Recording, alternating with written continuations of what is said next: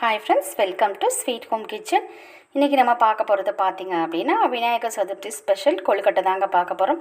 சில பேருக்கு பார்த்திங்க அப்படின்னா பூரணம் செய்யணும் அப்படின்னாலே பார்த்திங்கன்னா ரொம்ப டைம் ஆயிருமே, பூரணம் எப்படி செய்கிறது, டக்குன்னு பிடி கொழுக்கட்டை பண்ணுவோம் அப்படின்னு தான் நம்ம வந்து எப்போயுமே நினைப்போம். அதனால் பார்த்திங்கன்னா பூரணம் செஞ்சால் எவ்வளோ டேஸ்ட்டாக இருக்குமோ அந்த மாதிரி ஒரு பிடி கொழுக்கட்டை இன்றைக்கி நம்ம வந்து செய்ய போகிறோம். எப்படி செய்கிறது அப்படின்றத பார்க்கலாம்.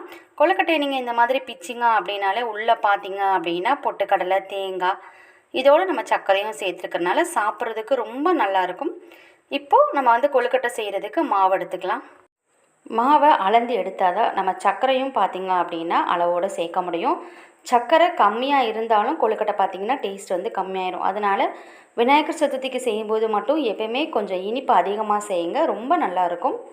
இப்போ நான் வந்து பார்த்திங்கன்னா 1 டம்ளருக்கு 1 டம்ளர் அளவுக்கே நான் ஈக்குவலாக வந்து பார்த்திங்கன்னா சர்க்கரை வந்து எடுத்துக்கிட்டேன். வெல்லம் எடுத்து இந்த மாதிரி பாகு காய்ச்சி நீங்கள் வந்து பச்சரிசி மாவில் சேர்த்து கொழுக்கட்டை பண்ணுங்கள். இப்போது பார்த்தீங்க அப்படின்னா நெய் இல்லைன்னா எண்ணெய் ஏதாவது ஒன்று வந்து சேர்த்துக்கலாம். பொட்டுக்கடலை, தேங்காய் இது ரெண்டையும் வந்து நல்லா பச்சை வாசனை போய் நல்லா வாசனை வர அளவுக்கு நீங்கள் வந்து வதக்கிட்டு அதில் பார்த்தீங்கன்னா நம்ம எடுத்து வச்சுருக்கிற பச்சரிசி மாவை சேர்த்து நல்லா மிக்ஸ் பண்ணிடணும். இப்போது நம்ம எடுத்து காய்ச்சி வச்சுருக்கோம் பாருங்கள் வெள்ளைப்பாகு, அதையும் நம்ம இதில் வந்து சேர்த்துடணும். சேர்த்துட்டு இதை நல்லா நீங்கள் வந்து மிக்ஸ் பண்ணி விட்ருங்க. அந்த சூடோடையே பார்த்தீங்க அப்படின்னா நல்லா வந்து மிக்ஸ் பண்ணி விட்டுறணும். இப்போது இதில் வந்து பார்த்திங்கன்னா கொஞ்சம் வெதுவெதுப்பான தண்ணி, நம்ம வந்து சுடு தண்ணி தான், வெதுவெதுப்பான தண்ணி சேர்க்க போகிறோம். சேர்த்துட்டு நல்லா சப்பாத்திக்கு மாவு பிணையிறோம் பாருங்கள், அந்த மாதிரி நல்லா பிசைஞ்சிட்டு பிடிச்சு பார்க்கணும். பிடிச்சு பார்த்து கொழுக்கட்டை வந்துச்சு அப்படின்னா நம்ம வந்து நமக்கு என்ன அளவுக்கு தேவையோ அந்த மாதிரி நம்ம வந்து கொழுக்கட்டை பிடிச்சிக்கலாம்.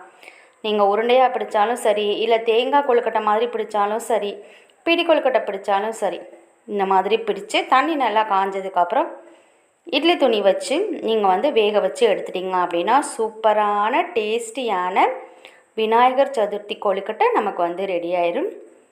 கண்டிப்பாக நீங்கள் இந்த வருஷம் இந்த மாதிரி நீங்கள் வந்து ட்ரை பண்ணி பாருங்கள். வீட்டில் இருக்கிற எல்லாருக்கும் பிடிக்கும், ரொம்ப டேஸ்ட்டாகவும் இருக்கும்.